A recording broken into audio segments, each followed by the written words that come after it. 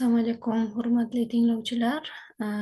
Bugun men Alima Shahnozova Abdullamova Buxoro davlat universiteti turizm va mehmonxona xo'jaligi kafedrasi o'qituvchisi. Turizm nazariya va amaliyot fanidan turizm sohasining resurslari mavzusida siz bilan ma'ruzani tinglaymiz.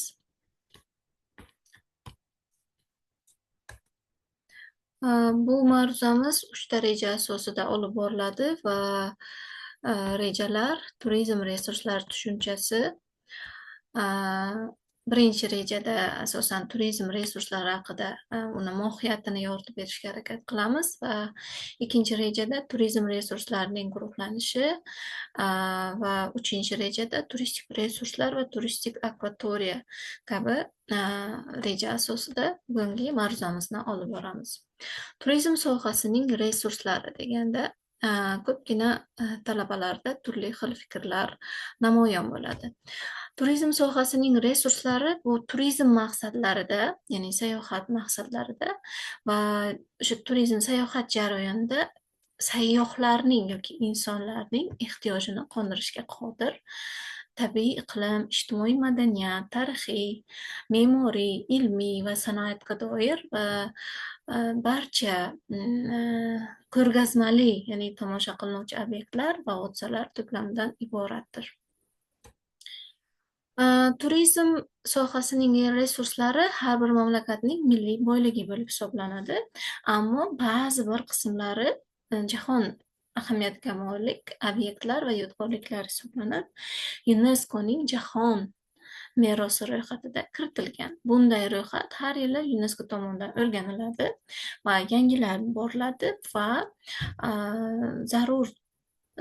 zarur paytlarida mana shu obyektlarning holatiga qarab ularni restavratsiya ishlari aynan mana shu tashkilot tomonidan amalga oshirib boriladi.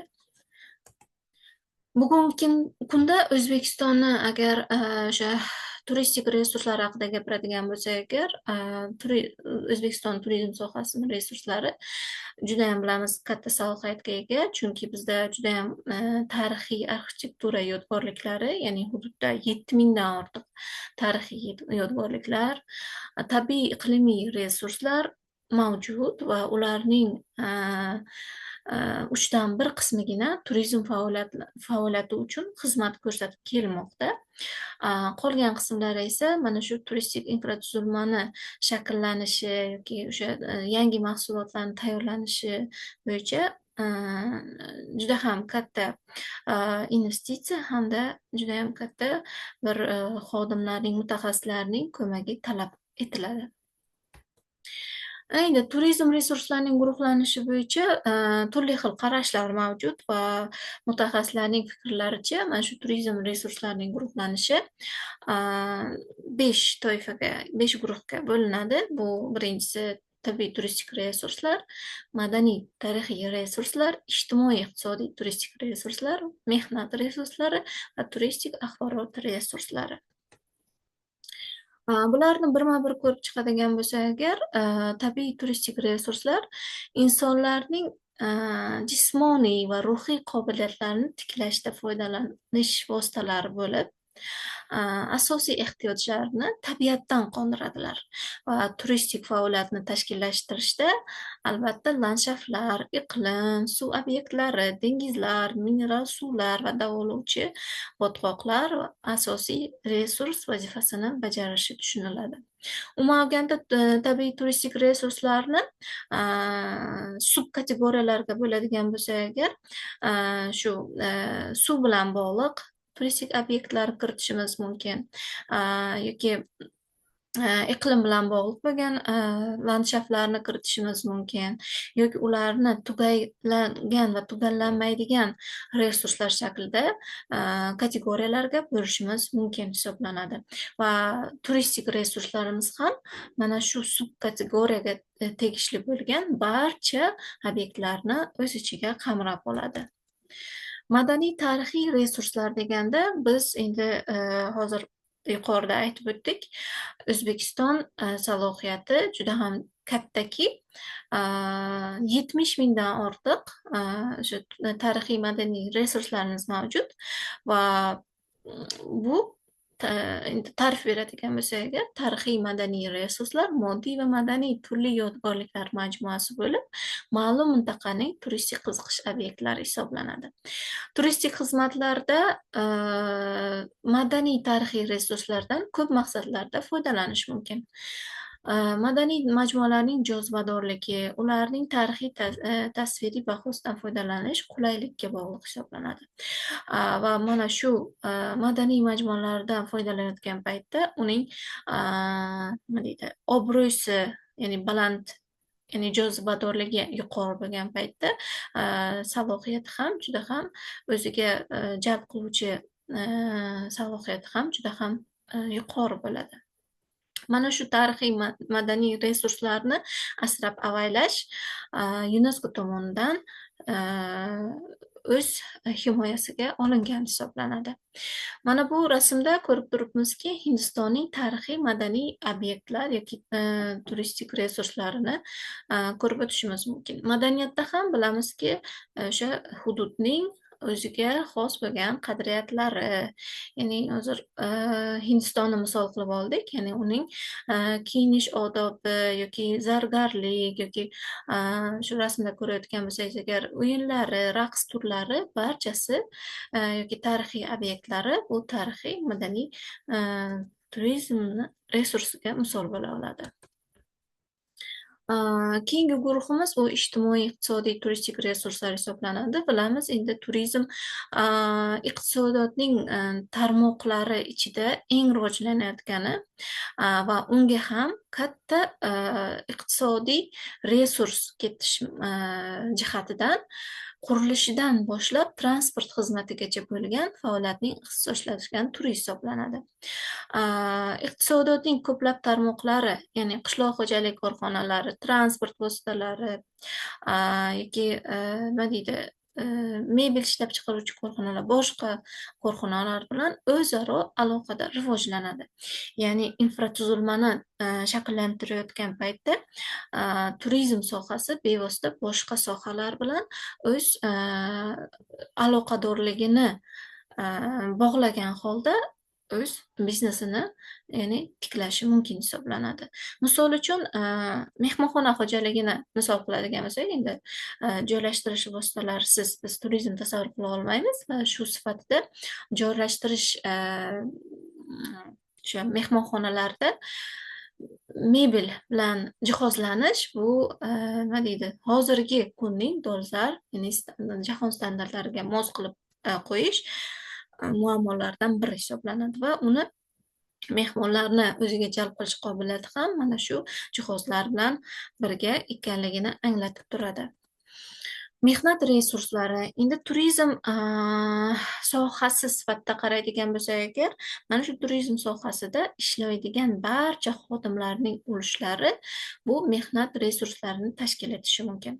Turistik mahsulot ishlab chiqarish jarayonida insonlarning jismoniy va aqliy mehnati ishlatiladi. Ya'ni hozir bu yerda aytganimizdek, xodimlarning, mutaxassislarning jismoniy va aqliy mehnati orqali turizmda xizmat ko'rsatish shakllanadi. Insonlarning sog'lig'i va jismoniy kuchi, ma'lumoti, malakasi ularning asosiy o'rinni egallaydi. Va mana shu jihatlarga qarab mehnat resurslari yuqori bo'lgan joylarda aytishimiz mumkinki, turizm rivojlangan deya olishimiz juda ham to'g'ri misol bo'la oladi. Misol uchun, Fransiya davlatining Parij shahrini misol qilishni hozir shu yerda namuna sifatida keltirmoqchiman, chunki ularda malakali xodimlarning tajribasi juda ham muhim hisoblanadi va ularning malakasi asosida ham tarixiy, tabiiy landshaftga ega resurslari orqali, ham mehnat resurslari orqali dunyodan bir qancha turistlarning kelishiga muvaffaq bo'lishmoqda. Mehnat resurslarining miqdori, malakasi iqtisodiy omil sifatida katta ahamiyatga ega. Hozirgi kunda jahonda tashkil etilgan har 7 ishchi o'rniga bitta turistik biznesga to'g'ri keladi. Yaqin 10 yil ichida Yevropa mamlakatlarida va boshqa mamlakatlarda ham turizm sohasi yangi ishchi joylarni tashkil qilishning yirik manbai bo'lib qolmoqda. Endi bugungi kunning dolzarb sohalaridan biri bo'lganligi kabi keyingi 10 yillikda ham nafaqat Yevropa mamlakatlarida, o'zimizni mamlakatimiz O'zbekistonda ham bir qancha ish joylarini taklif etish bo'yicha yoki tashkil qilish bo'yicha ish o'rinlari ochilishi kutilmoqda. Bu degani, misol uchun yurtimizda bir mavsumda, ya'ni bir oy davomida agar 9 million sayyoh keluvchi kelishini ta'minlab bera olsak, bizga joylashtirish vositalari yetishmovchiligini kuzatishimiz mumkin. Mana shu holatlarda hozirgi kunlarda qurilayotgan mehmonxonalar bularning ta'minlanishini olib keladi va bilamizki, mehmonxonalarda ish joyi, ishchi kuchi juda ham muhim hisoblanadi. Va mana shunday jarayonlarda O'zbekistonimizda ham mehmonxona yo'nalishida bir qancha ish o'rinlarini, bo'sh ish o'rinlarini yaratishi prognoz qilinmoqda. Turistik axborot resurslari. Endi bilamizki, har bir sayyoh kelayotgan sayyohni sayohat vaqtida yoki tayyorgarlik ko'rishida turistlar ehtiyojidan kelib chiqib, ularga beriladigan ma'lum hudud, obyekt to'g'risidagi ma'lumotlar majmuasi bu axborot resurslari hisoblanadi. Bu deganiki, ya'ni sayohat davomida va sayohatdan oldin turistlar, ya'ni sayyohlar kelayotgan hududini yoki obyektni ana shu mustaqil agar o'zi sayohat qilmoqchi bo'lsa agar turistik axborotlarni bilamizki, hozirgi kunda internet manbalariga tayangan holda o'rganib chiqishmoqda. Mutaxassislar turistik axborot resurslariga turistik marshrutda joylashgan hamda tarixiy ilmiy ahamiyatga ega obyektlar bo'yicha ma'lumotlarni kiritib borishadi. Ya'ni bunda har bitta turoperator, turfirma va turistik tashkilotlarning har bir veb-saytlari mavjud va mavjud veb-saytlarda turistik marshrutlarga ega bo'lgan obyektlar haqida ma'lumotlar kiritilib, yangilanib boriladi. Bu o'sha sayyohlarni turistik axborot resurslarini olishiga juda ham qulay hisoblanadi. Undan tashqari, hozirgi kunda social media, ya'ni ijtimoiy media ham turistik axborot resurslari sifatida keng tarqalib boryapti. Ya'ni har bitta turistik firma, turistik har bitta turistik hudud o'zining tovarlarini, mahsulotlarini ayirboshlash maqsadida mana shu turistik axborot resurslaridan juda ham keng qo'llanyapti. Bu yerda shu rasm orqali mana shuni ifodalanganki, ya'ni shu turistik axborotlar ham xarita orqali berib boriladi. Unda o'sha har bitta hududlarda qo'yilgan xaritalar turistik ahamiyatga molik axborot resurs sifatida xizmat qiladi. Oxirgi rejamiz haqida gapiradigan bo'lsak, turistik hudud yoki akvatoriya tushunchalari bu turistik resurslarni bir kattagina qismini tashkil etishdan iborat. Turistik hudud deganda biz asosan turistik mintaqa tarkibida ajratib ko'rsatiladigan turistik ehtiyojlar obyektini reyestr yoki kadastrlarda yoki boshqa hujjatlarda qayd qilish, turizm maqsadlarida foydalanish ma'lum bo'lgan geografik o'rindagi majmuali turistik resurslar ko'rinishidan iborat bo'lgan antiqa, noyob madaniy qurilmalar, piramidalar, mavzoleylar, haykallar, ibodatxonalar, me'moriy ansambllar, muzey kolleksiyalari, zamonaviy qurilmalar, osmono'par binolar, to'g'onlar yoki boshqa gidrotexnik qurilmalar hamda boshqa obyektlarni misol qilishimiz mumkin. Bunda turistik hudud deganda bir nechta turistik obyektlardan tashkil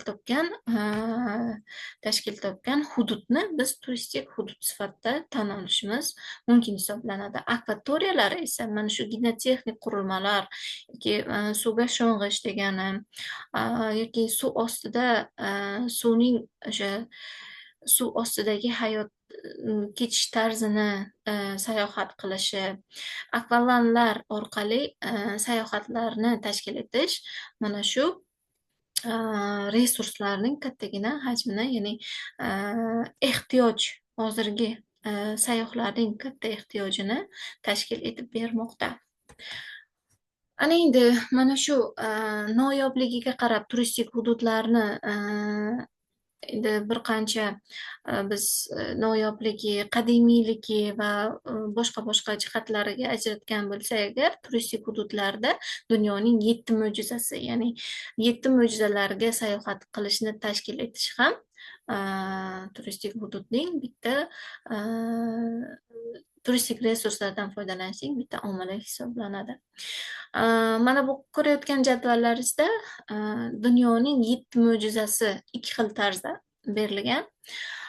Bular oldingi davrlarda endi Misr ehromlari, Bobilning osma bog'lari, Artemida ibodatxonasi, Karnas maqbarasi, Quyosh xudosi Galios haykali, Aleksandr Mayoqi, Olimpiya xudosi Zevs haykali, mana shu turdagi mo'jizalar kiritilgan bo'lsa, hozirgi kunda dunyoning yangi mo'jizalari sifatida Buyuk Xitoy devori, Rio-de-Janeyroning Iso Masih haykali, Petra Albatri, ya'ni tosh shahri, Machu-Pikchu Inklarning tosh shahri, Chechen Ingushiyadagi mayalar ibodatxonasi, Rim Koliseyi va Toj Mahallarni kiritishimiz mumkin. Bugun berilayotgan ma'lumotlar mana shulardan iborat edi. E'tiboringiz uchun katta rahmat. Savollar uchun bemalol mana shu ekranda ko'rsatilgan raqamlarda Telegram o'zimizni tashkil etilgan kafedra telegramida va bir qancha yana qo'shimcha ma'lumotlarni o'zimizni YouTube kanalimizda bemalol olishlaringiz mumkin va murojaat qilishlaringiz mumkin. Ushbu tayyorlangan ma'ruzamiz mana shu ekranda ko'rayotgan adabiyotlar ro'yxati orqali tashkil etildi va e'tiboringiz uchun rahmat deb qolamiz.